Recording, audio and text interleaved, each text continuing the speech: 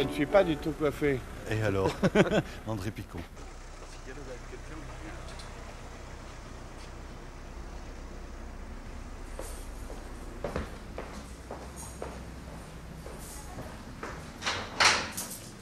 Alors là, il faut trouver au milieu de ces 45 clés, n'est-ce pas? Je ne dis pas à quoi servent toutes ces clés, mais elles me sont utiles. Alors, si vous voulez en prime, comme j'ai vu que vous vous intéressiez à l'histoire de ma modeste personne, voilà, n'est-ce pas, ce charmant garçon. C'est vous ça? Oui. Et puis avec ces trois petits boutons qui ont fait fureur dans la famille, on m'a toujours dit, oh, mais comme il avait l'air de promettre d'être gentil, et puis finalement, les choses se compliquent toujours à l'âge, n'est-ce pas, de l'adolescence et à l'âge adulte. Regardez-moi ça. Ah, ah. C'est une merveille. Ça c'est beau ça. C'est une merveille, c'est une merveille. Hein? Mais comment est-ce qu'on peut... Moi je ne peux plus, je n'ai plus rien à dire là, vous comprenez? De l'oppression, pardon.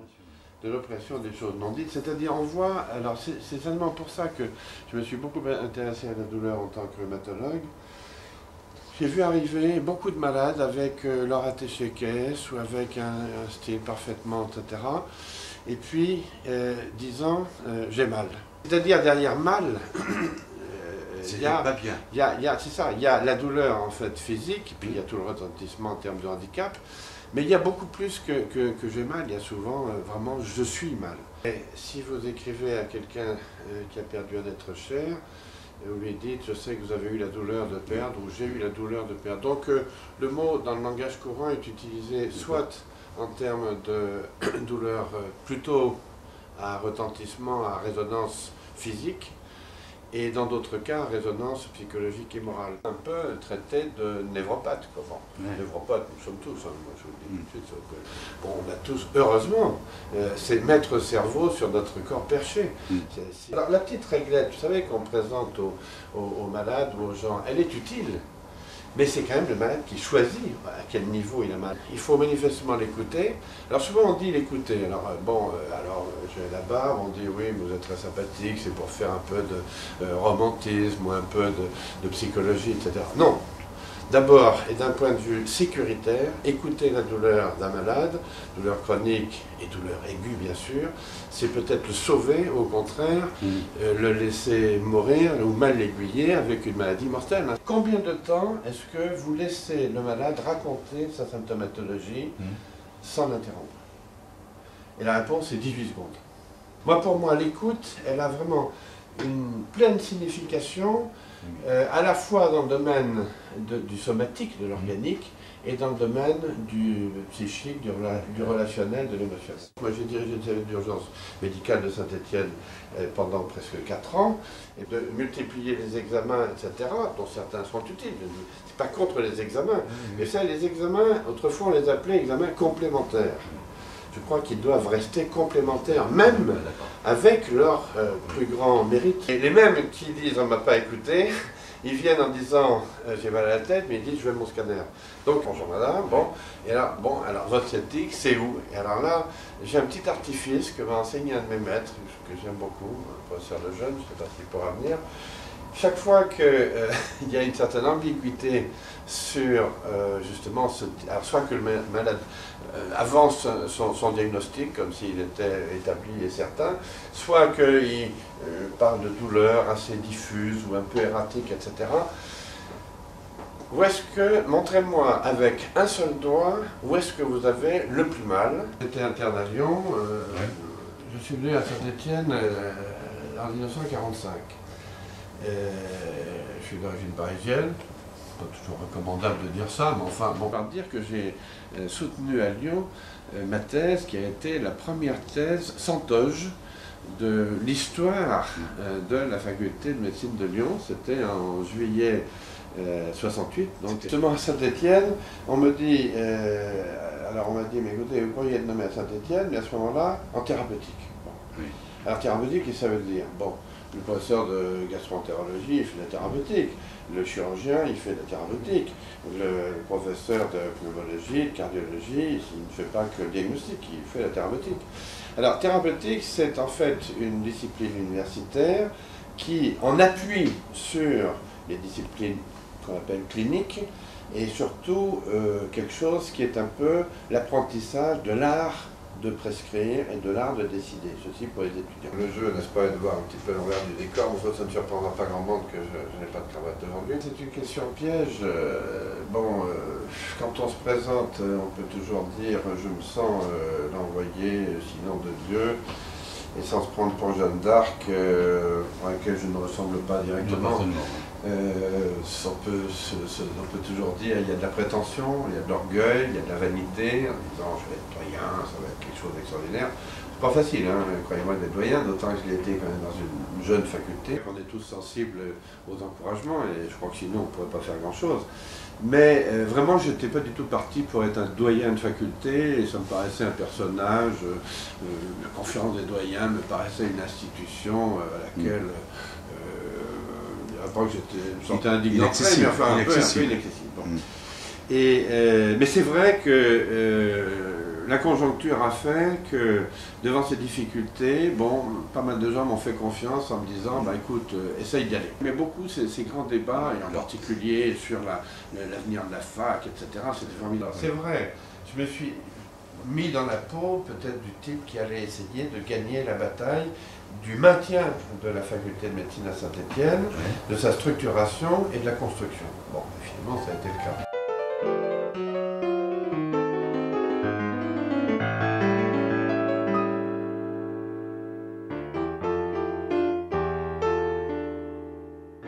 Puis j'ai été gardien de but, entre parenthèses, je ne sais pas si vous passerez à ce petit morceau-là, mais je me suis fait tirer des pétrons, comme on disait à l'époque, par les grands internationaux stéphanois de l'époque. Avant l'époque Domingo Ferrier, c'était Alspteg, Alspteg 1, Alspteg 2, etc. Et c'était absolument fabuleux. Je m'entraînais juste à côté du terrain, enfin du terrain satellite de Geoffroy Guichard. Et bon, j'étais absolument passionné. Et pour moi, toute ma vie, j'ai toujours appliqué ce que j'appelle la politique du gardien de but. La politique du gardien de but, c'est simple. Il faut, par tous les temps, quoi qu'il arrive, et quelle que soit la balle, plonger et faire le maximum.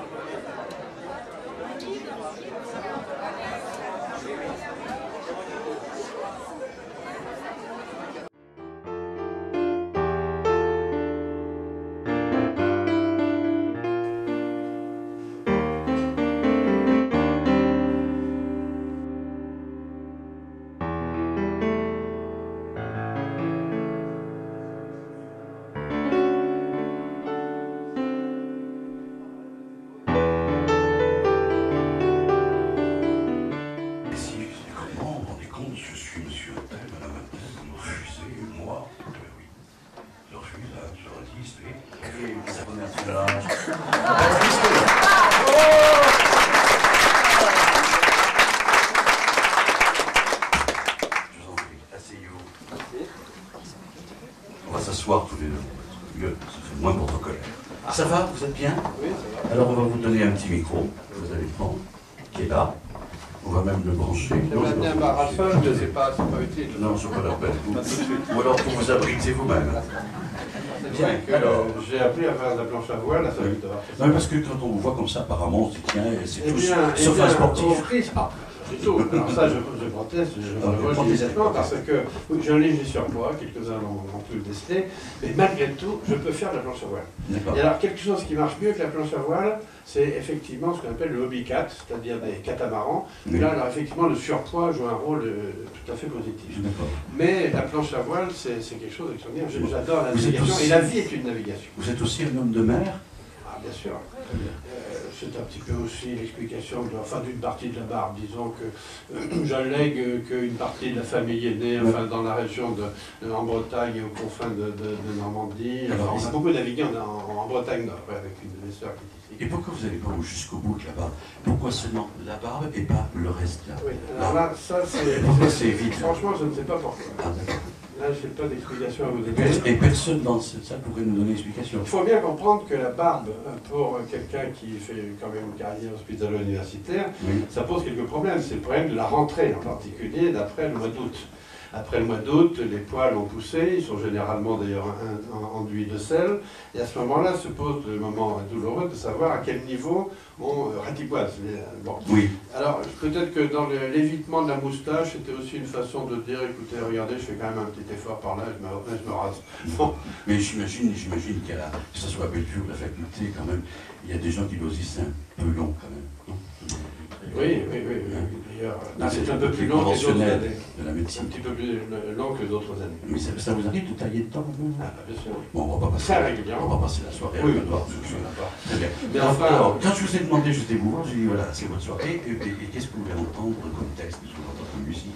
C'est votre soirée. Vous m'avez dit tout de suite Barbara. Alors, je dis Barbara, malheureusement, bon. Même si elle est encore de ce monde, hélas, je ne sais pas si elle serait connue, je sais.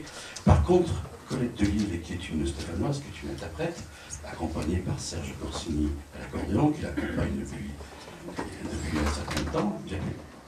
Dans des paniers d'osier de la salle des ventes, une gloire déchue des folles allaitantes avait mis aux enchères parmi quelques brocantes un vieux bijou donné par quel amour l'entend.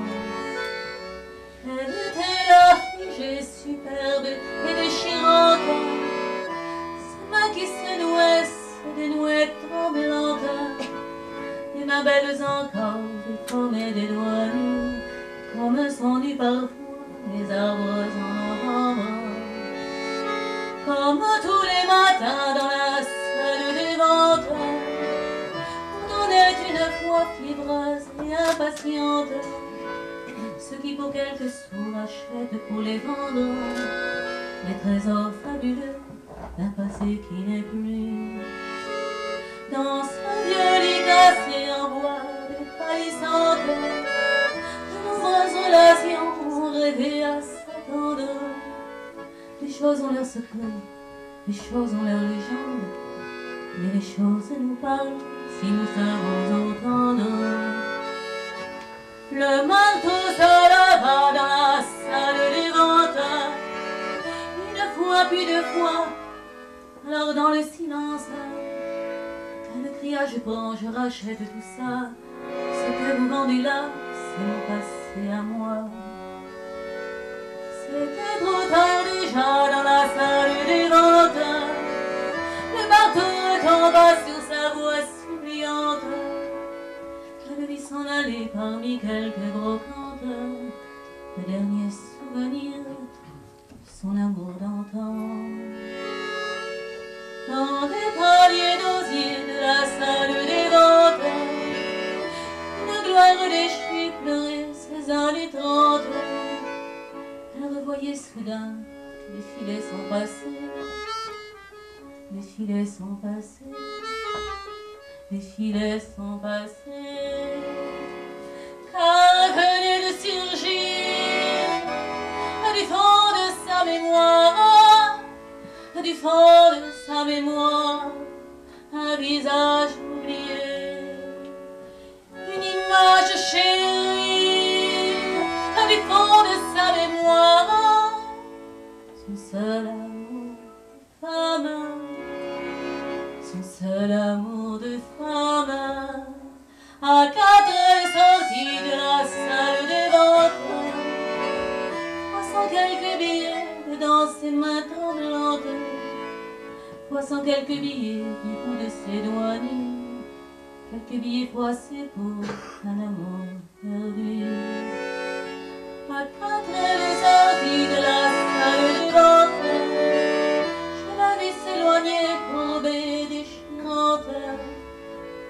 De son amour passé, rien ne lui restait plus, pas même ce souvenir, aujourd'hui disparu.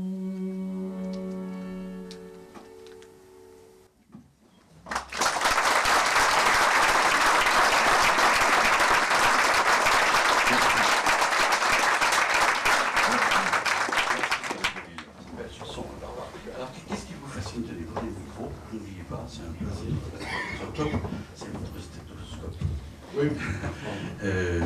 Qu'est-ce qui vous fascine chez Barbara? C'est quoi, la personnalité, la voix, ce qu'elle écrit? Mais il est vrai que j'ai pleuré à Barbara, c'est vrai. Même 2 fois. Enfin, j'ai assisté à un concert de Barbara. Encore une femme qui vous fait pleurer. C'est vrai, c'est pas tout à fait la seule en effet. Mais c'est vrai que j'ai pleuré à Barbara. Ouais. Et j'ai trouvé une émotion extraordinaire chez cette femme. Absolument extraordinaire. Alors dire pourquoi on aime Barbara, j'adore Brassens, j'adore Brel, j'adore beaucoup d'autres. Évidemment, mais c'est vrai que j'ai en souvenir en particulier cette soirée où j'ai pleuré. Un de mes fils qui l'a déjà demandé un peu, mais enfin, qu'est-ce qui se passe? Non, je pleurais par émotion. Et pourquoi il y a des gens qui sont étonnés pour voir pleurer? Non, ça me paraît tout à fait acceptable de pleurer à un concert. Oui. On a souvent le frisson, certains d'entre vous ont le frisson qui une espèce de connivence, de complicité intime, de résonance extraordinaire avec effectivement à la fois l'auteur, l'interprète. Enfin, je trouve ça. C'est très apaisant. C'est un personnage assez étonnant quand même. Parce que quand on s'est vus tous les deux, je me suis dit voilà, on va faire le programme. Est-ce que vous avez des textes? Je veux dire que c'est un très vieux souvenir aussi qui remonte à Jean d'Asté. Et beaucoup des personnes qui sont une fait l'amitié d'être ici, je pense, ont connu, enfin certains ont connu Amal et la lettre du roi, qui était un drame où un enfant malade attendait désespérément, symboliquement, la lettre du roi, qui était la guérison. Pour être sauvé de sa maladie. Et pour être sauvé de sa maladie. Et entre autres, il y a une phrase que nous aimons beaucoup, c'est je meurs de l'oppression des choses non dites.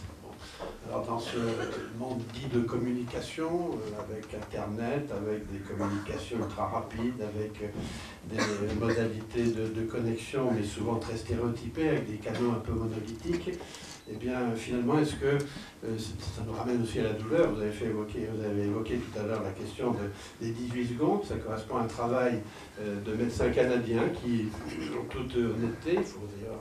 C'est lui le conseiller régional chargé de la culture à la région Rhône-Alpes. Et c'était M. Jacoudeau qui était adjoint à la culture à la ville de Lyon sous le mandat de M. Michel Noir. Merci Jacoudeau d'être avec nous et d'avoir accepté cette invitation de Patrice qui vous a demandé de venir exposer vos œuvres car vous êtes peintre. Et quand je vous ai vu au téléphone, vous m'avez dit quelque chose qui m'a surpris. Vous m'avez dit quand on m'a occupé les fonctions que j'ai occupées, je ne pouvais pas dire que je peignais. Comment ça se fait ça? Pour 3 raisons. La première, c'est qu'on n'a plus le temps de peindre. Oui. Donc on peint très peu. La nuit, on fait des dessins au bord de table, on peint dans la tête, on peint en aidant les autres peintres. La deuxième, c'est que quand on est élu, on n'a plus de vie privée, aujourd'hui. Et la peinture, c'est de la vie privée. Totalement, intégralement, comme la poésie. Et puis la troisième, c'est que il y a de la méchanceté dans l'air aujourd'hui par rapport aux élus, et qu'un élu qui montre quelque chose qu'il fait en dehors de sa mission, c'est un élu qui est usurpateur. Donc il n'est pas possible, pour ces 3 raisons, d'être peintre et élu à la fois. Oui, et est-ce qu'aujourd'hui... C'est un constat. D'abord, quand votre fonction, ça veut dire aussi, mais vous interprétez comme vous voulez, hein, si je vous coupe la parole, votre fonction, quand vous alliez voir une expérience... C'est la politique des grands nombres, des préaux, des salles, et du prestige. Alors que la peinture, c'est l'intime, la poésie aussi. C'est très difficile à faire défendre la peinture et la poésie. Je compare vraiment les deux parce que c'est le même chemin. D'accord. Depuis combien de temps vous peignez? J'avais 15 ans, j'ai 62 ans. Oui. J'ai commencé à peindre quand j'ai arrêté à jouer de la musique. Donc à 15 ans. Et malgré la peinture, vous avez 15 ans et demi, sacrifié la peinture pour la politique? Non. Ben. Non, c'est comme si vous disiez j'ai sacrifié ma vie pour la politique. J'ai fait de la politique, mais je suis peintre. D'accord. Avant tout, Ça n'a rien à voir. Mais vous n'avez pas pu exploiter complètement. Mais même quand je ne peins pas, je suis peintre. Dans votre tête? La preuve. D'accord. Rien n'arrêtera la peinture, sauf la mort. Ouais, justement, c'est quand même pendant 15 ans, tu arrives à endiguer une espèce de flot T'as pas le choix que tu... Quand t'es pris, t'as pas le choix. Je l'ai vécu aussi, mais peut-être d'une façon moins drastique. Par ailleurs, je ne suis pas peintre, je suis musicien, mais par exemple sur l'écriture, j'ai écrit un tout petit peu par-ci par-là, j'ai écrit partout, y compris des petits poèmes, quelquefois d'ailleurs amusants ou coquins, en conférence des doyens. Coquin, vous, non. Non. Je trouvais que un antidote absolument formidable. Oui, C'est-à-dire, je absolument. voyais des types qui racontaient des choses absolument fabuleuses sur l'enseignement de l'immunologie. Il n'y a absolument rien contre l'immunologie. Et Dalé Michel, qui est ici, c'est ce que j'en pense. Toutefois, Chabrier aussi, Yves. Et à ce moment-là, tout en intervenant éventuellement quand il fallait, j'écrivais un petit poème libertin. D'accord. Vous comprenez? Ça me C'est quoi un poème libertin pour vous? Non, c'est un poème qui parle de la Lune. D'accord. C'est une manière. C'est une manière. Très bien. Alors, ce que j'aimerais, Jacques Oudot et Patrice Benoît, c'est que Jean-Michel va promener le projecteur sur vos toiles qui sont ici. Et vous pouvez nous les commentaires en même temps et nous les présenter, Jacques Oudot. On commence par, je ne sais pas si on les a bien accrochés pour vous. C'est parfaitement On les a mis tout ça. Voilà. 4 verres de vin. 4 verres de vin. Oui. Alors il y a du Condrieu, du Saint-Joseph, du Beaujolais. Et un Bourgogne. Donc c'est un homme politique et un Bourgogne. Voilà. Bon, ça c'est l'homme politique, non? C'est un exercice de dessin en réalité. D'accord. Très bien. Donc on continue. Ah, ça, je trouve ça très... C'est plein de symboles. C'est ce que tu décrivais, une conversation de silence. Mais En fait, on c'est sait aussi pas- l'absence. On ne sait pas si les gens C'est à la sont fois l'absence, partis ou C'est s'ils sont l'absence. arrivés. Non, c'est l'absence aussi. Et on se demande... C'est comme au théâtre, l'absence et la présence, c'est la même matière. Tout C'est ça. dépend à quel moment survient le silence. Hein. Oui. C'est-à-dire le silence plein entre plusieurs expressions verbales, c'est quelque chose de très fort. Alors on peut imaginer qu'il y avait avant une aimable confrérie avec des personnes qui débattaient, qui controversaient, etc., etc. Enfin moi j'ai envie de le dire comme ça, de façon positive. Si on est un peu déprimé, on peut au contraire imaginer que finalement il y a une immense solitude. Et moi je le vois plutôt en post-conversation. D'accord. Mais moi, ça me dit qui va s'asseoir. On aimerait savoir qui est parti ou qui va venir s'asseoir. Entre les deux. Alors naturellement, on a mis ça, il y a une Ça relation. c'était parce que c'était ce soir et qu'il y avait quelque chose de Esculape et Rabelais. Voilà. C'est un exercice d'atelier. C'est un point commun que j'ai avec Patrice Benoît, Oui. une espèce d'insatiable émerveillement devant la femme. Mais vous n'êtes pas tout seul, hein? Merci, merci, bienvenue au club. Soyons nombreux, soyons nombreux. On passe à côté. Oui, soyons nombreux, absolument. Bon, c'est un bouquet de fleurs qui pète, D'accord. pète tant qu'il peut, il fait tout ce qu'il peut. J'ai du couleur. Ça, c'est la jasserie, très bien. Ah, alors là, j'ai un commentaire à vous faire avant que vous me parliez. Alors, c'est pas moi qui ai parlé, je vais vous dire. Jean-Michel est allé chercher les toiles chez vous, hein.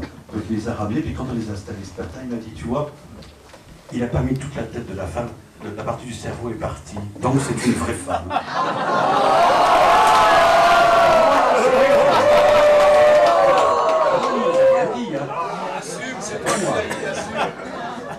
Oui, mais moi, en tant que médecin, je peux vous dire qu'il n'y a pas de regard sans cerveau, il n'y a pas de posture sans cerveau, il n'y a pas d'émotion sans cerveau. Absolument. Bien, il vous aime, hein. Voilà.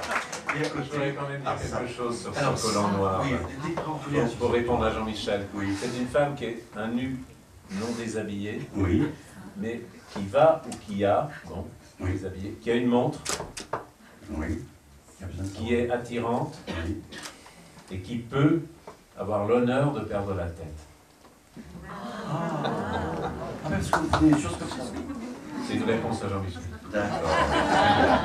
Est-ce que les femmes le prennent en tant que telle, cette réponse? Je ne suis pas une femme. Chacun son travail. Et vous le diront, bah. Chacun sa Il faut part. demander à la charmante interprète de Barbara ce qu'elle en pense. Oui, oui, pour lui demander. Non, non, il n'ose pas répondre.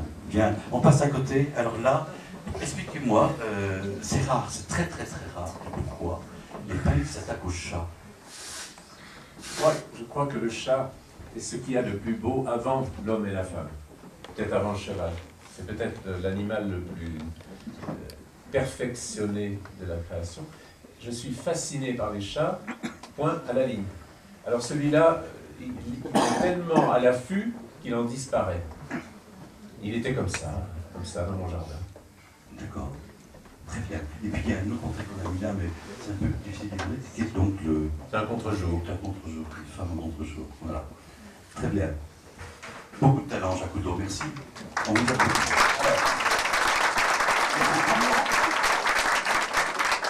Les gens n'auraient pas. Merci. Il ne faut pas dire depuis 40 ans, parce que c'est pas tout à fait vrai, mais ça doit être aussi 40 ans à peu près. Ça doit être 40 ans. Mais c'est le hasard. Donc, vous connaissez en médecine. Ah d'accord, il a fait médecine. Non, par contre, je ne connaissais pas René Char, et pour la petite histoire, j'avoue que, bon, outre mon oncle, qui est donc un homonyme de Raymond, j'avais toujours eu envie de rencontrer Raymond Queneau, parce que c'est un homme qui joue avec les mots d'une façon qui me passionne. Et alors, bon, j'étais un peu vélitaire à l'époque, on était tous plus ou moins vélitaires, et un beau jour, j'ouvre le journal, je vois Raymond Queneau est mort. Alors, je me suis dit, c'est complètement raté, et c'était très ennuyé. Alors, je reviens à René Char pour dire simplement, c'est que un jour, je tombe, je vais vous dire, qui m'a fait aimer René Char, et ça va te surprendre, Daniel, peut-être, c'est Claude Dupetit. Qui, comme quoi les politiques peuvent servir à quelque chose. Absolument, qui était un ami de mon père, qui est un grand ami de Daniel et d'autres. Et un jour, j'ai entendu Claude Dupetit citer René Char, aime ton destin, serre ton bonheur, il va vers ton risque et d'autres choses, etc., qui m'avaient absolument enthousiasmé. J'ai acheté René Char, je l'ai un peu lu comme ça, mais très, très rarement. Et puis là, je me dis, tu ne vas pas faire comme l'histoire de Raymond Queneau. Et donc, tu vas écrire à René Char. Et là, je me mets à écrire à René Char, Alice sur la Sorgue, et puis j'en parle à des amis, dont certains sont ici, et quelqu'un me dit, mais je crois qu'il est mort. Je me renseigne, et effectivement, René Char était déjà mort depuis 2 ans. Donc finalement, j'ai raté la rencontre avec René Char, mais c'est vrai que j'aime beaucoup, enfin, je trouve qu'il y a là aussi une complicité. Alors, vous m'avez donné un bouquin, chez moi, il y a un grand beau bouquin comme ça qui s'appelle L'Atelier, je crois, qui est sorti il y a 3-4 ans, qui est une espèce d'anthologie. Vous me pardonnerez, c'est un peu froissé parce que c'est tombé 2 fois dans la baignoire. C'est exact. Et oui, mais... Ce qui veut dire que vous notez tous les livres. Absolument, je les surveille. Je peux même vous dire une chose, c'est que pratiquement, quand un livre que je montre n'est pas surligné, c'est un passage que je n'ai pas lu. Souvent que j'ai lu très superficiellement. Ça pose beaucoup de problèmes dans la famille et mes proches, parce qu'ils ont un petit peu de difficulté à relire derrière moi, et ils ont l'air de considérer que je les incite à considérer qu'il y a une région qui mérite un surlignage en bleu, une autre en jaune, etc. De temps en temps, ça n'est pas surligné. Paraît-il que ça gêne leur interprétation de la lecture. Le poète, ce que le point final est au manuscrit. Le poète a rempli sa mission. Le poète vit dans le cœur comme le poisson dans l'eau. Il valorise les chimères, les angoisses, les sublimes enthousiasmes. Il transcrit et gonfle la pensée. Par les nuits sensuelles et sanguinaires, le cœur flagelle le poète dans un sentiment équivoque. Chaque zone est un cri de douleur. Morta tempa. Les jours expiraient à ses cuisses. Les nuits se fondaient à sa chair. Les seins, comme 2 horizons, se tendaient aux passifs orages. Le lait coulait comme une épave jusqu'aux inaccessibles fonds. Quand les anges tirèrent la langue, les étoiles échangeaient les bagues. Salut Charles Cros. C'est une joie de mettre un moment sa main dans celle de ce fin compagnon du crépuscule.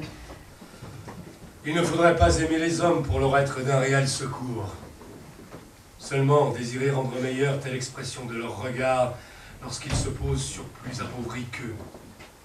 Prolonger d'une seconde telle minute agréable de leur vie. À partir de cette démarche et chaque racine traitée, leur respiration se ferait plus sereine. Surtout, ne pas entièrement leur supprimer ces sentiers pénibles, à l'effort desquels succède l'évidence de la vérité à travers pleurs et fruits. Je fais partie, chacun a sa dose non évaluable, non quantifiable d'émotivité, de souffrance aussi, etc. Etc. Je vais dire parce que, oui, mais parce que les phrases ne sont pas finies. D'accord, mais j'assume. Et j'ai eu le sentiment très fort, je ne suis pas le seul ici, je ne dis pas etc. cette fois-ci, mais d'être victime, en quelque sorte, parfois d'hyperlucidité. Et cette phrase de René Char, la lucidité, la blessure la plus rapprochée du soleil, quelque chose qui m'avait fait un bien thérapeutique. Puis la blessure, puis le soleil. Et c'est toute la chaleur, le rouge. Très bien. Dites-moi, est-ce que officier de l'Ordre national du mérite, officier des panneaux académiques, point. Ça n'a pas beaucoup C'est d'intérêt. pas beaucoup. Non, mais attendez, c'est pas beaucoup ça. Et le reste? Non, Vous êtes arrêté en route là. Ça veut dire que personne n'a demandé, personne ne s'est dévoué pour vous dire, attendez, la Rosette. une complicité, une connivence, une amitié. Alors qui vous aime pas? Ah, beaucoup de gens, parce que, enfin j'en sais rien, pas tout. Bon, j'ai souvent l'impression, parce que vous savez, bon, comme pas mal de personnes dans ce monde, c'est un peu un défaut moderne, je suis un petit peu paranoïaque. Bon, on est tous un petit peu paranoïaques. Pardonnez-moi, vous n'êtes pas paranoïaque, et pardonnez-moi pour tous ceux qui ne le sont pas, bien entendu. Mais enfin, quelques-uns ont de petites, alors en médecine on dirait tendance paranoïde. Paranoïde, c'est consommable ça, bon. Donc nous sommes un peu paranoïdes, bon. Et à partir de là, eh bien, on a parfois tendance à considérer que telle personne, finalement, peut-être qu'il ne nous a pas dit bonjour de façon très courtoise, etc. Bon, Oui. ne vous aime pas. Et finalement, c'est assez souvent, c'est quelquefois vrai, mais l'expérience m'a semblé me montrer que, en fait, on exagérait justement parfois les attitudes négatives. Dans un monde qui, justement, dit de communication, ne communique pas tant que ça. Et, enfin, écoutez, on croise quelqu'un qu'on connaît bien, on a envie de lui dire bonjour, il ne me dit pas bonjour, on se dit, ce type-là, même pas. Bon, c'est possible. Mais il est très possible aussi que tout simplement, il est dans son monde, ça fait partie un peu des us et coutumes qui s'abandonnent au fil des flots, au fil des temps. Et donc, je trouve qu'il y en a une espèce de pesanteur que, par exemple, dans certains pays africains, certains pays plus extravertis, peut-être plus spontanés, je crois qu'on manque quand même de spontanéité. Très souvent, je vais même vous confier une chose, c'est que, bon, j'ai eu quelques présidences que je vous évoquerai peut-être, ou peu importe, avec les professeurs. Non, ah ben non, ça ne m'en fout pas. Oui, je m'en fous. Non, c'est les décorations dont je suis. Bon. Ah d'accord. Mais c'est pas la même chose. Ah ben non, pas du tout. Non, par contre, j'aime bien mener à bien, et pour ça, il faut parfois présider, ou être actif, un membre actif, un certain nombre de structures. Bon. Et en particulier, j'ai beaucoup travaillé pour la promotion de l'enseignement de la thérapeutique en France. Bien. Eh bien, je me suis aperçu dans d'innombrables situations que finalement, c'était très simple de faire le premier pas, très souvent, et que très souvent, on attend que ce soit l'autre qui fasse le premier pas, et on a follement tort. Et que très souvent, effectivement, eh bien, on reprend son téléphone, on n'a pas été très bien reçu la fois d'après, finalement le type avait la colique, ou il pensait à tout à fait autre chose, ou ça n'avait pas été, et in fine, on s'aperçoit qu'il est heureux, et que finalement, il recueille cette chaleur, et finalement, il vous la renvoie. Donc, dans les relations psychologiques, amicales, conviviales, je crois que ici, j'avais un petit message à faire passer ici, dans cette confrérie de la famille Masson et à vos côtés, ça serait entre autres d'insister et de se dire que même si on était un peu éconduit, il ne faut pas non plus aller trop loin, bien évidemment, eh bien, ne pas hésiter effectivement à aller plus loin et à refaire tout simplement ce geste de tendre la main. Voilà combien de jours, voilà combien de nuits, voilà combien de temps que est reparti. Tu m'as dit 7 fois, c'est le dernier voyage. Pour nos cœurs déchirés, c'est le dernier naufrage. Au printemps tu verras, je serai de retour. Le printemps c'est joli pour se parler d'amour. Nous irons voir ensemble nos jardins refleuris et déambulerons dans les rues de Paris. Dis, reviendras-tu? Dis, au moins le sais-tu que tout le temps qui passe ne se rattrape guère, que tout le temps perdu ne se rattrape plus. Le printemps s'est enfui depuis longtemps déjà, que les feuilles mortes brûlaient les feux de bois. Avant Paris si beau en cette fin d'automne, soudain je m'alanguis, je rêve, je frissonne, je tangue, je chavire, et comme la rengaine, je vais, je viens, je vire, je m'atourne, je me traîne, ton image me hante, je parle tout bas car j'ai le mal d'amour, oui, j'ai le mal de toi. Quand reviendras-tu? Dis,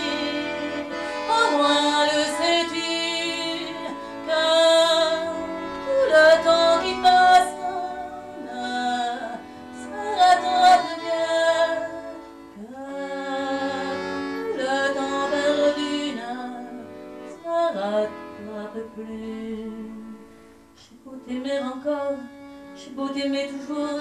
J'ai beau n'aimer que toi, j'ai beau t'aimer d'amour. Si tu ne comprends pas qu'il te faut revenir, je ferai de nous deux les plus beaux souvenirs. Je me prendrai l'amour, le monde de merveille. J'irai me réchauffer dans ton soleil. Je ne suis pas de ceux qui meurent de chagrin, non. Je n'ai pas la vertu d'une femme ou marin. Quand reviendras-tu à dire, au moins le sais-tu, que tout le temps qui passe ne se rattrape que tout le temps perdu se rattrape, ne se rattrape.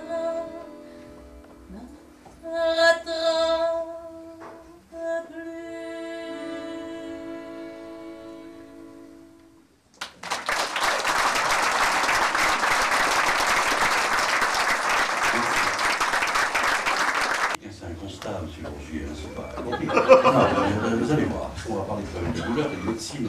J'ai pris le journal et puis je vois un article, les collectes du sang à venir, avec toutes les dates. Ensuite, à côté, la neurochirurgie au secours de la douleur. Il y a un sous-titre, c'est vrai qu'il y a le projet à côté. Des groupes de parole contre le cancer. Un autre article à côté, 7 jours pour arrêter de fumer. Et en dessous, les avis de décès.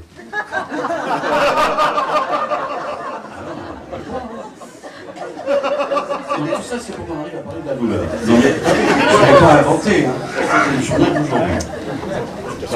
Alors, La presse, ça c'est contraint. la presse, ça c'est contraint. Non mais c'est drôle, c'est la même page. Je vois, je suis différent, j'en aurais pas parlé, mais là, ça m'a frappé. Pas vous? Ça vous frappe pas ce genre de choses? Pas spécialement, bon, mais enfin, oui. Et puis là, j'ai un livre qui s'appelle Patrice Pellion, Gérard Osterman, Soulager la douleur, édition Odile Jacob. Voilà. Donc, je voulais qu'on parle de douleur. Mais avant qu'on parle de douleur, je voudrais que Thérèse Ribaud, qui a lu les ouvrages, elle a vu un extrait, non pas de ce que vous dites vous, parce qu'elle a dit que c'est pas beaucoup d'intérêt. Ce qui est très intéressant, c'est ce qu'il cite. Alors, il y a une toute petite introduction de vous, puis elle m'a dit le plus important, c'est pas tellement ce qu'écrit Patrice Pellion, c'est ce qu'écrit Jules Verne. Vous êtes d'accord? Alors, enfin, écoutez, je conteste complètement. Ah, absolument. Parce que Jules Verne a ses raisons, je l'aime beaucoup. Voilà. Et c'est-à-dire qu'il y a deux écrivains, l'autre c'est Jules Verne, quoi. Ah ouais, non, Jules Verne décédé, enfin mort à Amiens, qui a donné son nom à l'université de Picardie, Jules Verne. Et oui, et alors? Et alors? Oui, alors. Et alors? Ah, bah, je sais pas, je fais une petite parenthèse avant que chère madame vous preniez Très la bien. parole. Alors, Thérèse, on écoute J'ai l'impression l'introduction. que je ne peux pas placer un mot.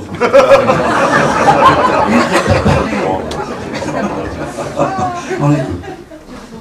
Peut-on mesurer la douleur? Pour diagnostiquer et soigner, le médecin a besoin de repères aussi précis que possible. Ils lui serviront à guider et à tempérer sa propre appréciation subjective. Est-ce possible dans le cas de la douleur? L'affaire est délicate.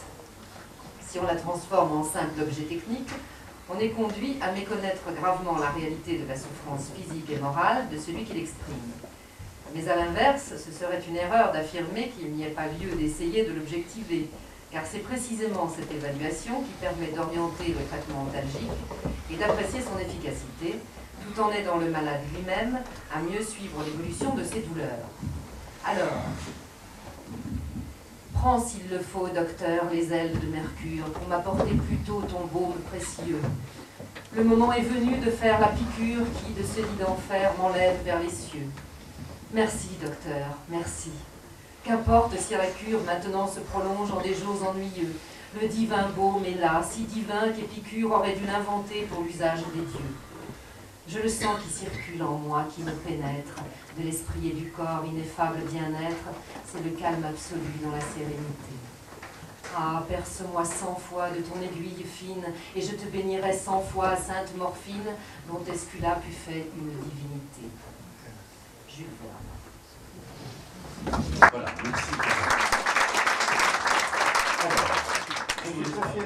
Et ça m'amuse d'autant plus que, précisément, je reviens d'Amiens, enfin, on était il y a peu de temps, et il se trouve qu'il y avait des spécialistes de Jules Verne et qu'ils ont parlé de la douleur. Bon.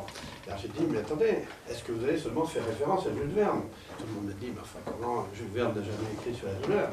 Et j'ai été immédiatement, je n'étais pas avec ma voiture, parce que sinon j'aurais pu trouver du fromage, du saucisson, des livres, etc., tout ce que vous pouvez imaginer. Bon, mais j'avais dans ma serviette mon livre, et je leur ai dit, mais attendez, on va prendre la page, je ne sais plus combien, si c'est 87 ou quelque chose comme ça, enfin, peu importe, toc, et je leur ai sorti immédiatement le sonnet de Jules Verne qui s'appelle À la morphine. Voilà, bon. Etc. Non mais c'est très intéressant parce que ça oui, etc. C'est-à-dire que oui, non mais etc.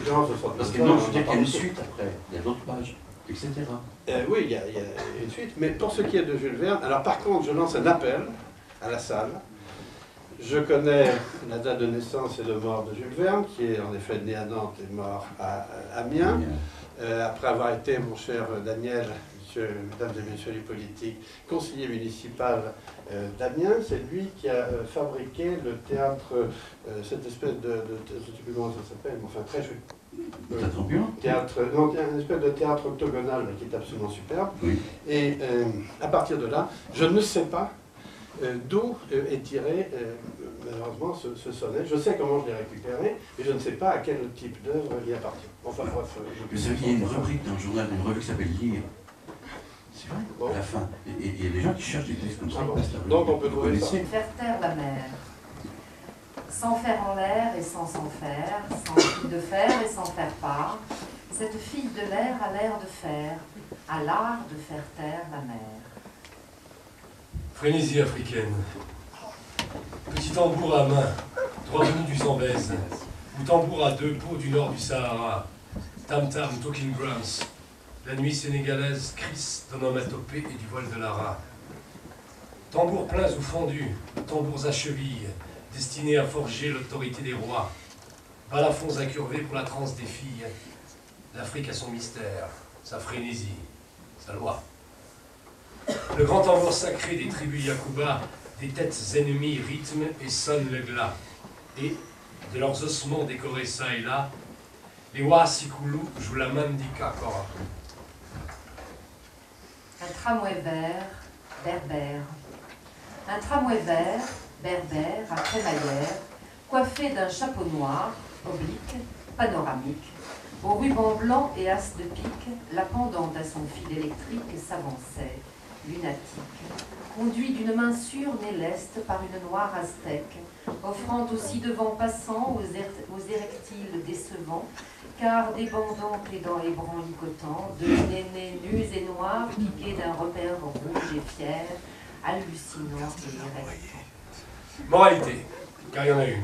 C'était un tramway sans vergogne, odeur de foutre et eau de Cologne, brinque-ballon mais séduisant, gesticulant et enivrant, amusant et testiculant.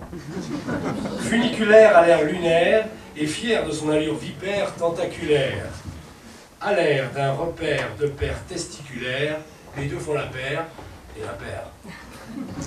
C'est bien d'autres, on peut l'applaudir.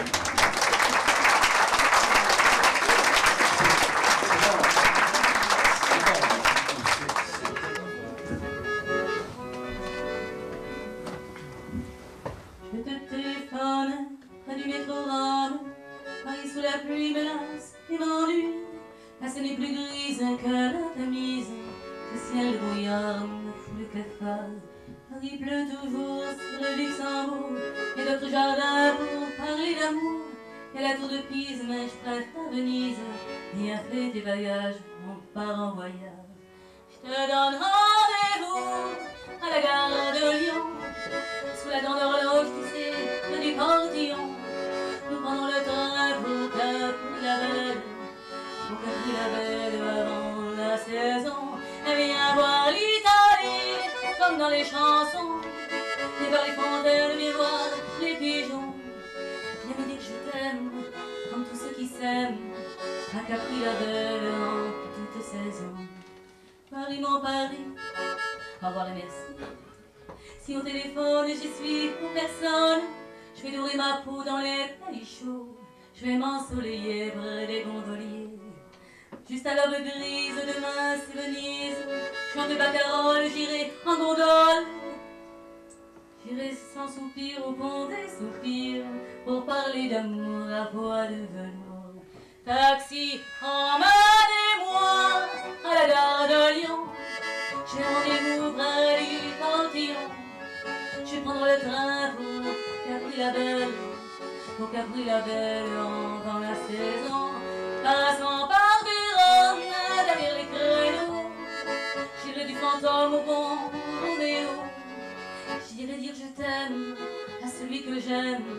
Ça sera l'Italie comme dans les chansons. Taxi Vitalo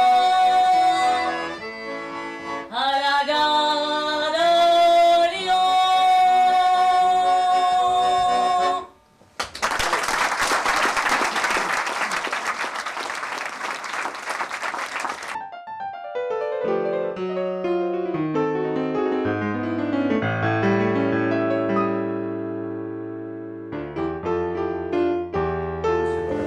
Non, vous savez ce que c'est ça? C'est tout petit fromage de chèvre. Bouton culotte. Ça s'appelle un bouton culotte. Il n'y a personne qui fabrique ça, les personnes qui fabriquent ça. Elles sont ici présentes, elles habitent au-dessus du plateau de Condrieu. Vous connaissez Condrieu, le film? Évidemment. Les rigottes de Condrieu. Lucien Bonnard et son épouse sont ici, c'est eux qui fabriquent ça.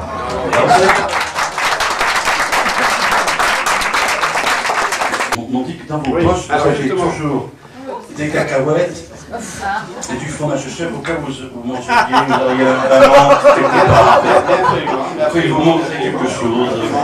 Écoutez, je n'ai pas préparé de choses particulières, mais j'ai quand même quelques sucres. Oui. Ça, c'est très très mauvais pour vous. C'est très mauvais. Pas du tout, c'est meilleur que l'aspartame. Vous êtes pas diabétique, vous n'avez pas Non, pas encore. Ça va, vous vous portez bien. Non, alors ça, c'est quelques pour rondeurs. c'est pas la peine d'amener votre fromage comme vous ici. Il y a ce qu'il faut grâce à Lucien Bonnard. Mais je veux dire que quand je viens d'Alsace, je n'amène pas mon fromage. C'est un des rares restaurants où je n'amène pas mon fromage dans ma poche. Bien, mesdames et messieurs, comme prodigieux, I comme irrésistible, E comme exceptionnel, M comme modeste, Piem. Et une plume. Et madame.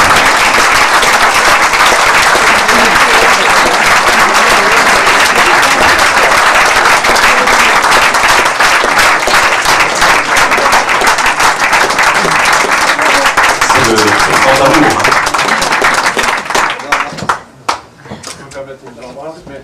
Peut-être pas à la hussarde.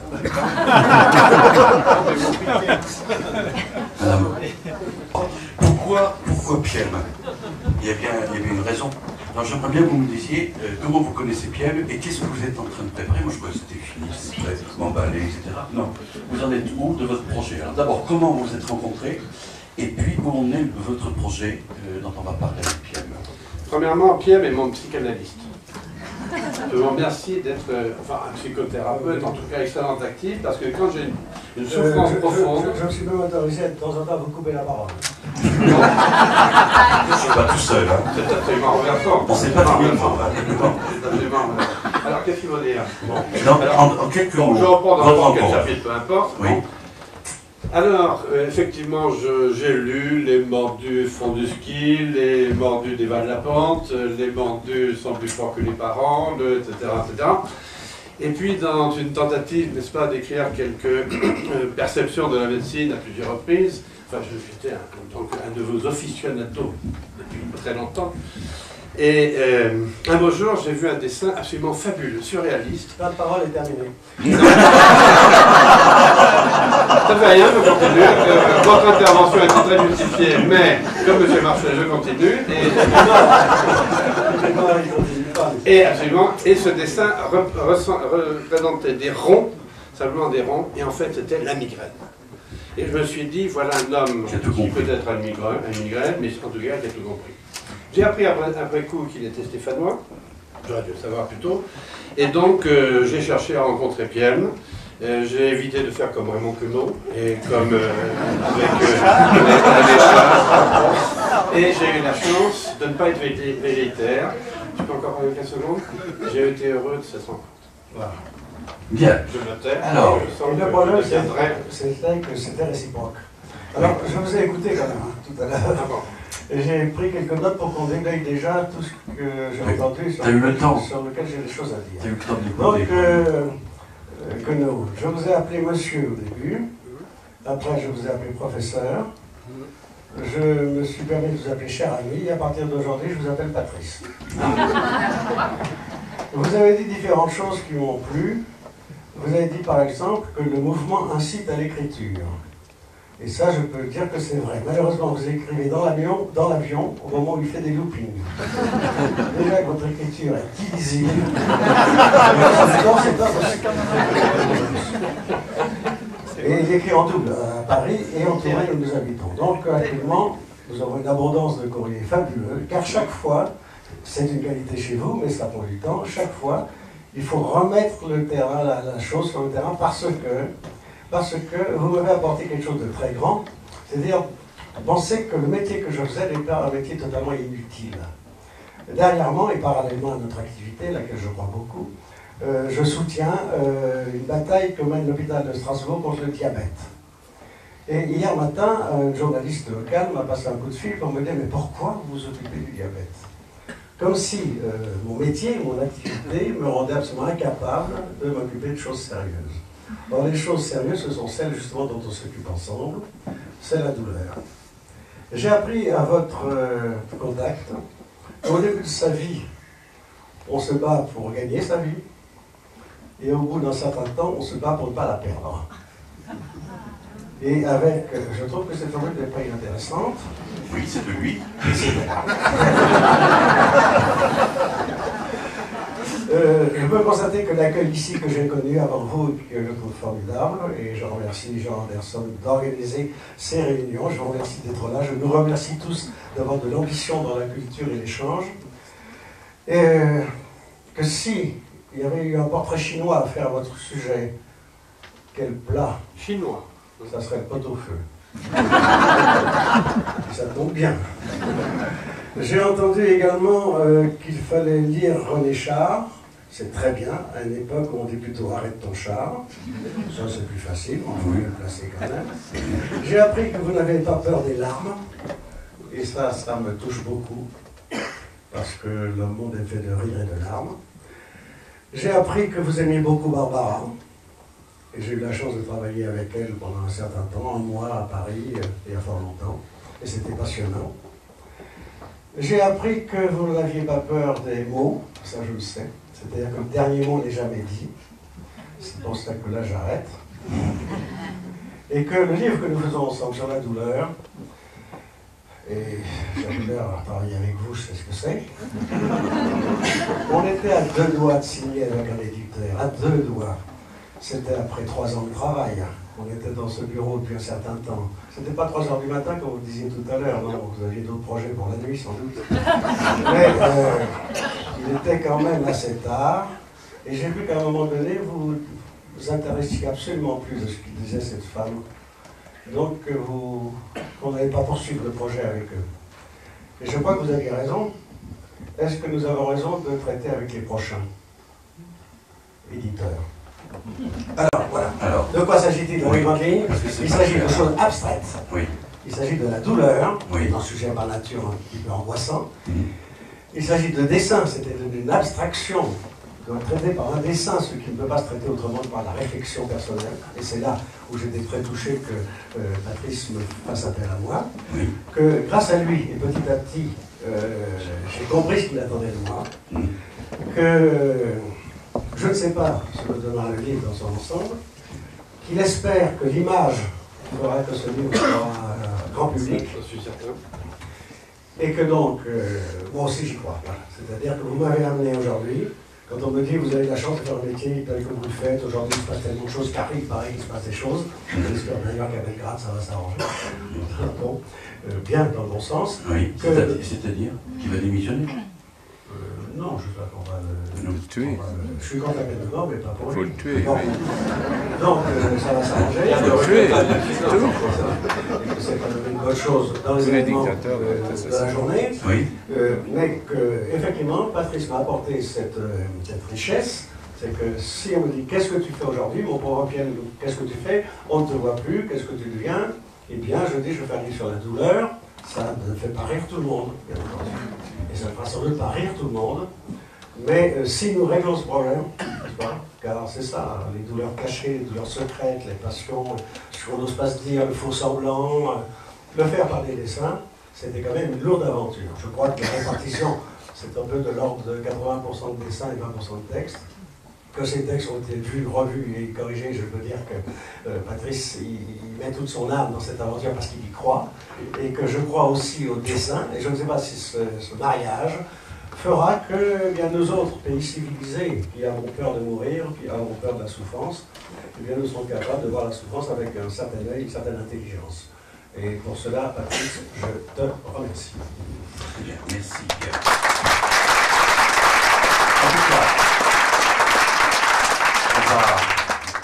Tout ce qu'il fait, c'est non seulement une plume et un crayon et une plume. Et je crois que tu pouvais faire autrement, professeur, que de demander à Pierre de faire des illustrations. Je ne vois pas quel humoriste de ce tact, de cette sensibilité pouvait répondre à cela à l'heure actuelle. Voilà. Si je te dis juste un tout petit mot, oui. c'est... Non, quand tu parles de moi, tu as droit.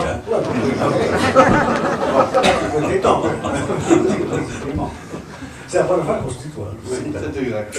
Alors, je ne sais pas si je vais le faire automatiquement, mais enfin, bon, je vais essayer. Dans un du brouillard à l'extérieur. Oui. Mais, non, mais je dirais que c'est une expérience absolument formidable, qui a été difficile, en effet, parce que, comme tu l'as dit, pendant 3 ans, on s'est trouvé un peu hors piste. C'est-à-dire qu'on avait des encouragements par de multiples éditeurs. Oui, mais ça, c'est pas dans les clous de notre système de production. Bon, mais on a vu des tas de gens. On a vu Grasset, on a vu Gallimard, on a vu etc., etc., etc. Mais ça ne convenait pas. Bon. Et puis alors, au contraire, alors il fallait avoir le PM marrant, tordant, avec les skis cassés dans tous les sens, etc., etc. Bon. Et puis, coup sur coup, on a eu 2 éditeurs. Alors, je ne raconte pas cette histoire parce qu'il y a eu en effet 2 ou 3 petites péripéties. Mais là, maintenant, on a une certitude, enfin, on a eu 2 possibilités. Moi, le sentiment que j'ai, c'est de dire d'abord que j'espère que ce livre pourra intéresser beaucoup de gens. Non pas seulement les médecins, les soignants de toute nature qui donnent leur cœur, je dirais, et toute une grande part d'eux-mêmes dans la lutte contre la douleur et la perception de la douleur, mais que ça puisse être pour ceux qui ont souffert, souffriront, le contraire d'une mauvaise plaisanterie, c'est-à-dire au contraire, j'allais dire un message en disant insistez, précisez, continuez, dites cette douleur qui appartient à vous, il faut la faire croire. Bon. Et bon, c'est un enjeu, c'est un défi, mais je suis personnellement très très optimiste là-dessus. En tout cas, moi je te remercie du fond du cœur parce que tu as pu traduire d'une façon extraordinaire en 3 traits de plume des choses que j'aurais mis 1 heure à dire, peut-être. Non, j'aurais mis 1 heure s'il avait fait bref. S'il avait été bref. La formule du dessinateur, je te laisse faire ce que tu veux et c'est ton droit. Oui. Mais la formule de dire alors qu'est-ce que tu fais comme métier, dessinateur humoriste, est quelque chose que je n'apprécie pas beaucoup. Oui. Parce que l'humour ça ne se définit pas, ça se vit mais ça ne se définit pas. Alors comme je suis modeste, je préfère dire que je suis un dessinateur humaniste. Très bien. Merci. J'ai une autre surprise qu'on va entendre après, Colette de Lille. Nantes. Il pleut sur Nantes, donne-moi ta main, le ciel de Nantes rend mon cœur chagrin. Un matin comme celui-là, il y a juste 1 an déjà, la ville avait ce teint blafard. Quand je suis sortie de la gare, Nantes m'était alors inconnue, je n'y étais jamais venue. Il avait fallu ce message pour que je fasse le voyage. Madame, soyez au rendez-vous, 25 rue de la Grange-Loup. Faites vite, il n'y a plus d'espoir. Il a demandé à vous voir. À l'heure de sa dernière heure, après bien des années d'errance, Il me revenait en plein cœur, son cri déchirait le silence. Depuis qu'il s'en était allé, longtemps je l'avais espéré. Ce vagabond se disparut, voilà qu'il m'était revenu. Le chemin qui longe la mer, à l'ombre du chemin de pierre, je l'ai couché sous les roses. Je sais que tranquille il repose. Mon père, mon père,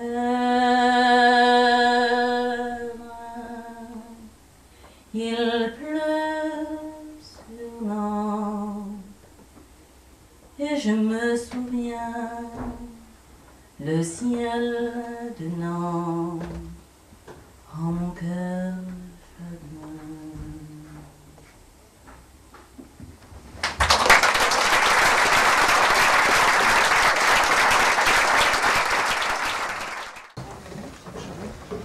Soufflez. Vous êtes constipé. Oui, assez. Eh oui. Levez-vous. Baissez la tête. Respirez. Encore. Encore. Toussez. Encore. Vous n'êtes jamais tombé d'une échelle étant petite? Je ne me souviens pas. Ah ben essayez de vous rappeler. Vous n'avez pas, quand je vous incline comme ça, vous n'avez pas mal dans le dos, là où je touche exactement? Oui, des fois. Bon. Essayez de vous rappeler pour l'échelle. C'était une échelle de quelle hauteur? C'était une échelle assez grande. Assez grande, oui. C'était une échelle de 3,50 m, posée contre un mur. Vous êtes tombé à la renverse, c'est la fesse gauche, heureusement, qui a porté. Ah, vous ne vous rendez pas compte de votre état? Ah ben tant mieux. Vous avez envie de guérir ou vous n'avez pas envie? Ça, vous ne le connaissez pas, mais moi je l'ai connu quand il était tout petit. Oui, vous aviez 14 ans à peu près. Et à votre avis, il aurait pu faire une carrière de comédien? La suite l'a prouvé parce que c'est pas très loin le dessin humoristique, si je puis dire, quoi qu'il soit de ma patte et autre que le dessin humoristique. Mais oui, c'est pas très loin le côté caricatural des choses et ben, c'est un petit peu, si vous voulez, ce qu'un acteur fait en caricaturant certaines situations dramatiques ou en prenant l'aspect d'un personnage qui ne le concerne pas, c'est-à-dire rentrer dans la fiction. C'est le rôle qu'il jouait. Alors, donc on a arrêté à l'intérieur, il avait demandé à Jean-Pierre, qui jouait à l'époque au Théâtre de de rejouer ensemble ce qu'ils avaient joué il y a 50 ans, et ils l'ont fait volontiers. Alors quand vous avez eu des coques du Knock, je dis, mais enfin, comme c'est une invité surprise en plus, on ne peut pas mieux tomber. Et vous avez vu le talent de Pierre, je crois qu'on peut l'applaudir. Pendant la guerre de 40 à 44. Oui. Et c'est vrai que le théâtre était une occupation, c'est très excitant. Et dans le choix des textes, on a fait cette aventure de Knock et on a terminé avec Le Bal des voleurs de Jean Anouilh. Et voilà, lui a fait une carrière, paraît-il, et puis moi aussi une autre, paraît-il. Et il se trouve que parfois, c'est un peu la même chose quand même. En opération, c'est leur âme, c'est le fait que vous venez ici. Et nous risquons peut-être de perdre cette bataille, qui est la bataille de l'homme, face à la puissance considérable des techniques. Et c'est ça qui me désole. Mais avoir envie de faire des batailles, c'est merveilleux. Je crois que c'est très important. Et c'est pour ça que moi, je me réjouis toujours de venir ici. Et bien après que tu venais me soutenir, ah non, c'est moi qui viens te soutenir, eh bien, je veux dire, on va faire très bien les choses. Ça a fait le voyage spécialement pour ce soir. Oui, j'avais d'ailleurs, enfin, bon, l'invité surprise, enfin bon. Alors je l'ai vu, Thiem, il n'y a pas très longtemps, je l'ai vu. On s'est quitté. Non, vous n'avez jamais vu Patrice Queneau devant un plat de cacahuètes. C'était il y a peu de temps encore, on va dire une quinzaine de jours. Les jours sont encore un peu longs, il était 19h, 19h15, c'était comme la Comtesse Carpe à Paris. Et il y avait devant lui une petite soucoupe avec des cacahuètes. Il mange même la soucoupe. Il ne prend pas la cacahuète, il prend les cacahuètes. un mouvement de main qui ramasse et qui peut évoquer d'ailleurs dans certains cas une comparaison, n'est-ce pas, avec certains éléments d'autres citoyens de la planète. qui ramassent. Qui ramassent un peu Non, comme ça. mais la gourmandise de la vie que vous avez est assez, que tu as est assez fabuleuse. Le seul ennui à ce moment-là, c'est que tout d'un coup, il s'était créé, merde, je crois, merde, mon avion. En quelques mots, c'est possible en quelques mots. Oui, Évidemment. Je ne vous plus la parole. Oui, c'était une des histoires un petit peu prototypes qu'on avait effectivement vécu chez M. Lejeune. Effectivement, c'était un gamin de 18 ans, excellent élève à l'un des lycées de la région, et qui arrive avec sa mère et 2 frères, et chacun 2 valises, énormes, 2 documents radiologiques. Difficile, parce que c'est vraiment, encore une fois, l'alliance de ce qu'on peut appeler le high-tech, mais vraiment au service d'une écoute, d'une observation, d'une attention, d'un respect aussi, parce que ça joue beaucoup. Je crois qu'aussi dans cette attention, il y a cette notion aussi de respect du symptôme du malade, qui par définition a raison quand il parle de sa symptomatologie. Alors je ne veux pas être trop long, mais dans ce que vous avez très bien vu tout à l'heure, vous avez dit finalement ma douleur m'appartient à moi. Tout ce qu'on fait pour l'étalonner par les petites réglettes, par les questionnaires, par les systèmes d'évaluation, etc., mais ça dépend complètement du malade. Moi, je peux vous dire, j'ai 43 de douleurs avec une réglette, avec un autre système, etc. etc. Ça n'est pas inutile pour autant, parce que c'est un enjeu, disons, d'appréciation. C'est aussi un enjeu, par exemple, les enfants aiment beaucoup ça. C'est un enjeu aussi relationnel. C'est un mode de relation qui permet de situer un petit peu les choses, etc. Mais finalement, c'est bien au malade qu'appartient le symptôme, son ressenti, son vécu, sa perception des choses. Et ça, on ne peut pas le voler. Et c'est tout à fait différent, en effet, de ce qui apparaît dans l'imagerie, dans la biologie de mon ami Jacques Frey et d'Annette Chamson.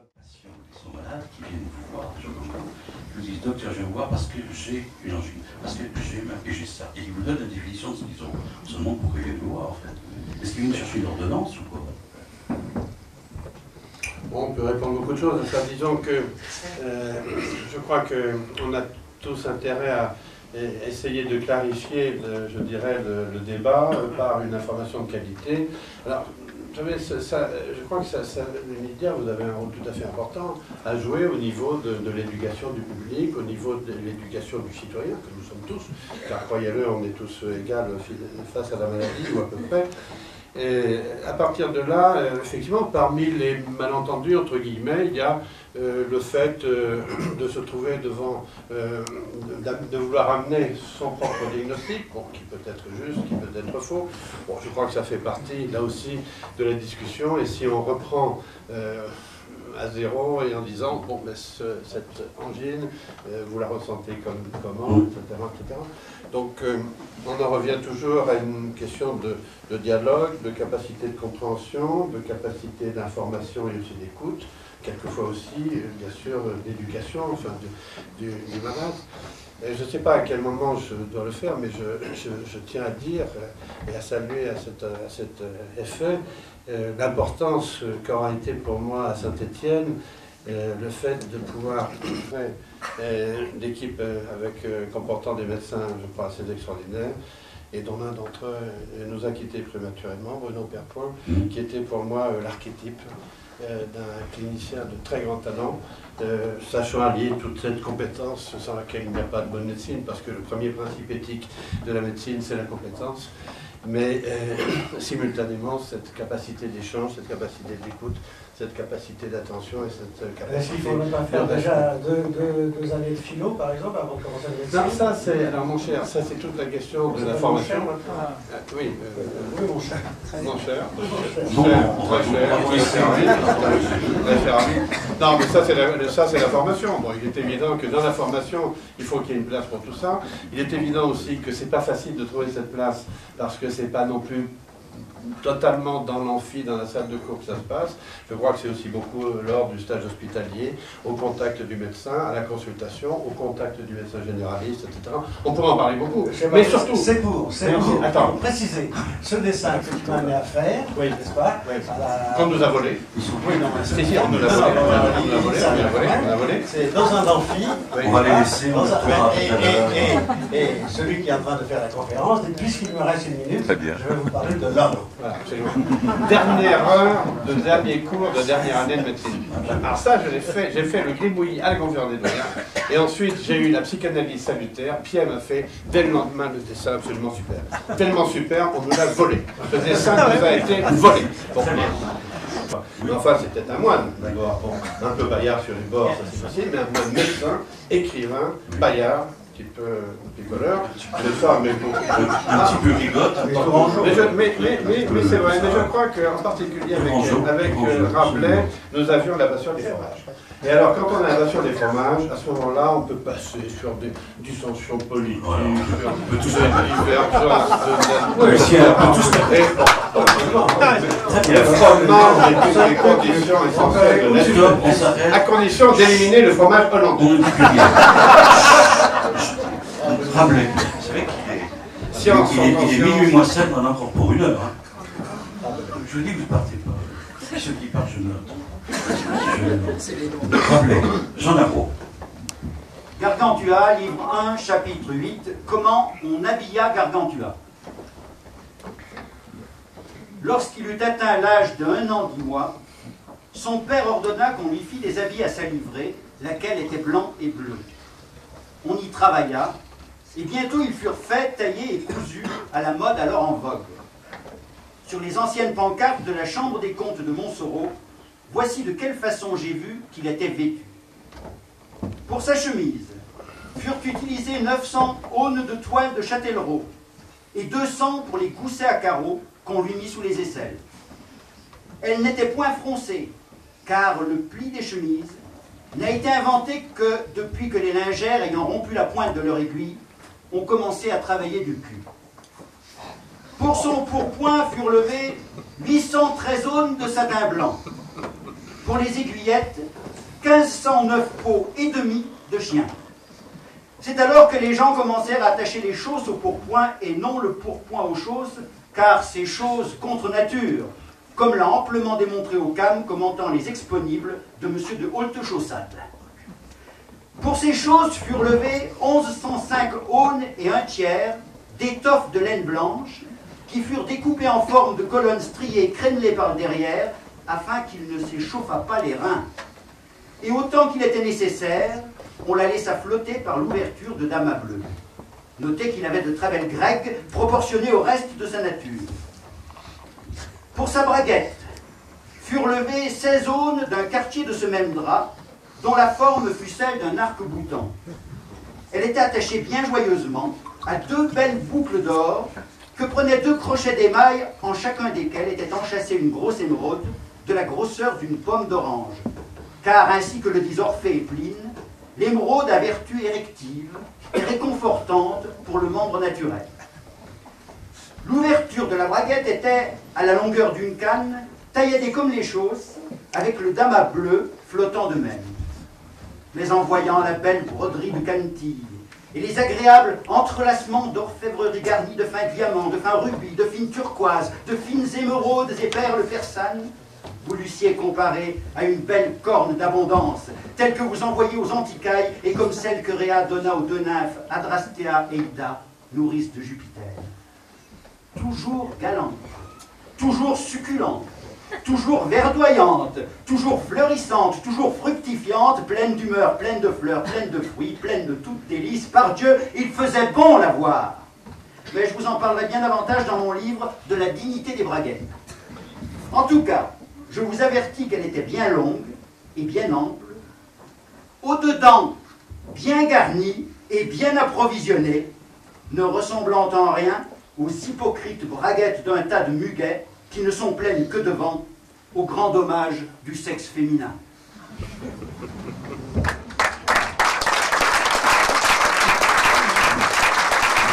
Mais les infirmières jouent un rôle absolument majeur. Pas seulement les infirmières d'ailleurs, j'aime bien citer aussi les aides-soignantes, l'ensemble de l'équipe soignante. On sait très bien le rôle qu'elles jouent absolument majeur dans la douleur. Elles ont joué un rôle d'ailleurs, on peut dire, historique, avec la réintroduction de la morphine qui doit beaucoup en fait à un groupe d'infirmières anglaises. Et je crois que tous les malades, tous ceux qui sont passés, qui ont été hospitalisés, qui ont vécu donc un temps à l'hôpital, savent aussi cette proximité, cette capacité d'accueil, et je dirais dans la simplicité, c'est-à-dire en dehors d'une relation qui soit impressionnante et qui par là même facilite justement le fait de dire parfois des choses importantes sur le plan émotionnel, mais parfois aussi des choses très importantes. Parce que moi, je reviens toujours à l'idée du diagnostic qui n'est pas du tout à distinguer et à séparer de façon artificielle de ce qui est exprimé sur le plan émotionnel. C'est-à-dire que c'est jamais d'un côté l'analytique et avec un truc comme ça cadré dans une petite boîte, et puis à côté de ça, l'émotionnel, mais à part, c'est la même chose. D'accord. Vous êtes d'accord pour l'accès? Rien de plus difficile, c'est probablement le diagnostic, l'un des diagnostics les plus difficiles en médecine, que d'être capable précisément de diagnostiquer la capacité de réactivité et de réels choix, de réelles demandes de la part du malade. Je veux dire par là que dans beaucoup de demandes de la vérité, toute la vérité à un instant T, immédiatement, etc., il y a beaucoup d'espoir que cette vérité soit quand même une histoire bénigne. C'est-à-dire que, mais là on ne peut pas en parler en 15 secondes, parce que je vais choquer certains en étant trop caricatural. Oui, l'évolution vers plus de transparence est une nécessité absolue, pour autant qu'on ne perde jamais de vue que l'objectif, c'est le bien du malade. Et le bien n'est pas forcément dans le fait d'ouvrir absolument la totalité, y compris... Est-ce que la famille, on peut dire les choses à la famille? Est-ce qu'il y a un lien? À mon avis, la personne clé, c'est quand même le malade. Et je pense, alors justement, il y a peu de temps, j'ai présenté les statistiques d'une étude dont il ressort schématiquement que beaucoup de malades ne souhaitent pas que la famille soit dépositaire, entre guillemets, du secret, et pas eux. Et même beaucoup de malades ne souhaitent pas forcément que soit dit par les médecins à l'entourage l'accueil du diagnostic, la vérité, etc. etc. C'est-à-dire demandant à ce que ce soit eux qui le leur disent, et pas forcément l'inverse. Donc c'est très complexe. C'est très complexe. La réponse est, je rassure ceux qui pourraient penser que je suis trop réac, entre guillemets, la réponse globale est oui. D'accord. Pas tout à fait n'importe comment. Moi je me souviens quand même, il faut vivre, il faut accepter l'évolution des choses, il faut... Je veux tout savoir. Oui, mais je veux tout savoir et surtout savoir que c'est bénin. Oui, c'est ça. Bon, moi je l'ai vécu, j'ai pas le temps de le raconter, mais je peux raconter même une histoire, juste une, d'un PDG, 500 ouvriers qui croient en Dieu, au paradis, à l'au-delà, etc., etc. Si, ça peut arriver, j'en connais. Et bon, et en tout cas, j'ai bien connu celui-là, et une fois, 5 fois, 10 fois, j'ai résisté à dire l'implacable, pas une part de vérité qui était dite depuis un moment. Et quand il a vraiment voulu savoir absolument le pronostic en sorte de délai en semaine, finalement, j'ai un beau jour, j'étais jeune chef de clinique, et j'ai, entre guillemets, craqué. Par ailleurs, j'ai appris aussi qu'on n'était pas des prophètes, et surtout, j'ai appris que le type est passé par la fenêtre au bout de 5 minutes. Après avoir dit la vérité implacable. Alors pour moi, l'essentiel, c'est encore une fois la vérité au malade, mais la vérité pour qu'il lutte, la vérité avec un coin de ciel bleu qui soit un coin d'espoir, et avec ce coin d'espoir qui permet de mobiliser absolument toutes les ressources, sans le trahir, sans le tromper. Mais attention, c'est pas la science seule qui permet de donner les pourcentages en chiffres statistiques. Il n'y a pas de malade moyen de surcroît, il y a des malades individuels, et à partir de là, je crois formidablement à la puissance du psychisme. Il ne faut pas non plus en faire, évidemment, il y a des situations beaucoup plus implacables que d'autres, mais ça serait une hérésie complète, et c'est une hérésie complète d'une certaine forme de médecine, que de dire, comme on m'a dit un beau jour, j'étais en Bermuda, après avoir fait de la planche à voile, et une heure après, j'avais une perforation intestinale, j'ai vu le meilleur chirurgien de l'endroit qui m'a dit « Ah, monsieur, c'est un cancer, vous serez mort dans 1 an, si c'est un type 1, 2, un Carlund, si c'est un type 2, ça sera dans 2 ans, si c'est un type 3, vous irez peut-être à 3 ou 4. Bon, mais je veux dire, ça c'est absolument, c'est de l'antimédecine, en plus de ça, c'était fou. Bon. Les années bissextiles dans ce cas-là. Dans les bonnes émissions de télévision, comme pivot, tout double fête, l'année de Mandon, la fête des créatures du miroir, une société, Super, et une comète. super. Voilà. Magnifique. C'est un livre intéressant, un raccourci, un pamphlet universitaire. Pas du tout. Pas du tout. C'est d'une subtilité, d'une culture admirable, avec un humour et une pensée totalement personnelle. Voilà, très bien. Daniel. J'ai été bref. Est-ce que tu as la cloche, Jean-Michel? Tu as la petite cloche? C'est la cloche. La cloche. 2 minutes. 2 minutes? 2 minutes. Écoutez. Écoute-moi, au bout de 2 minutes, on sonne la cloche, on coupe la parole. 2 minutes, conclusion de la soirée. Terrible. 50 ans, près de 50 ans de litier. Au debout, on a ri, on a pleuré, ensemble. On a ri, c'est nos camps de jeunesse, des bretelles, continuité, sérieuse, heureuse. Ah oui, camp d'Espagne. Ça devait être... C'était pas un pèlerinage, hein. Mais enfin, la gourmandise Il y avait quand même toute une élévation vers Dieu. Tout à fait. Il y avait aussi la bicyclette. Oui, c'est vrai. Et la bicyclette, ça fait faire beaucoup de chemin. Et on a connu beaucoup de crevaisons dans l'espace de 56. On courait après les arbres des diables. Alors, 56, c'est formidable parce que c'est une carte jeunesse. C'est vrai qu'on a ici une rencontre, mais beaucoup de convivialité. Et puis, après, avec une encre violette quand même. Moi j'ai cru que c'était l'encre d'un protonotaire apostolique, parce qu'on était quand même dans un milieu clérical, hein. C'est fils de Geste quand même. Et alors, quand on s'est retrouvés, après, les années passent, avec des éclipses, mais beaucoup de correspondances. On ne sait jamais qui. En mauve. En mauve. À ce moment-là, c'était pas épiscopal. Mais on a retrouvé cette flamme, et je me suis dit au fond, c'est vrai, c'est le poète, c'est l'enfant et le père de l'homme. Fidèle. De ce côté-là, on retrouve tous les traits. La gourmandise, le cœur, c'est Rabelais qu'on nous avons découvert aussi. On a découvert au lycée Rabelais. On a joué. Hein. Très important. Science en conscience de cœur huile de l'âme. Oui, c'est vrai. Et c'est un petit peu tout cela, tous ces souvenirs que ce soir j'ai retrouvés. Parce que même 50 ans après, on retourne notre jeunesse. Et je me suis dit, ce qu'il a cité, Jean Bernard, dans la conclusion, je crois, elle est magnifique, où la postface.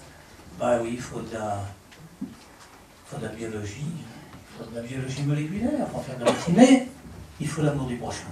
Voilà. C'est là-dessus que je voudrais terminer, parce que je crois que cette petite flamme, c'est pour ça que je te le dirais, Patrice, ça sera ma conclusion, garde ta jeunesse de cœur et d'esprit. Puis avec Pierre, hein, je pense. Parce que je pense. Oui, hein? Et bien avec Pierre, je risque rien. Merci. Alors.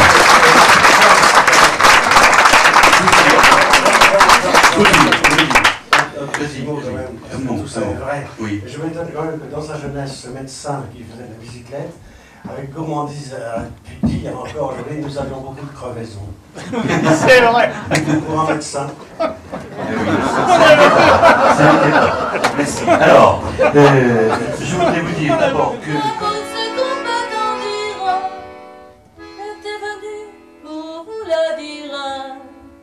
Ma plus belle histoire d'amour, c'est vous.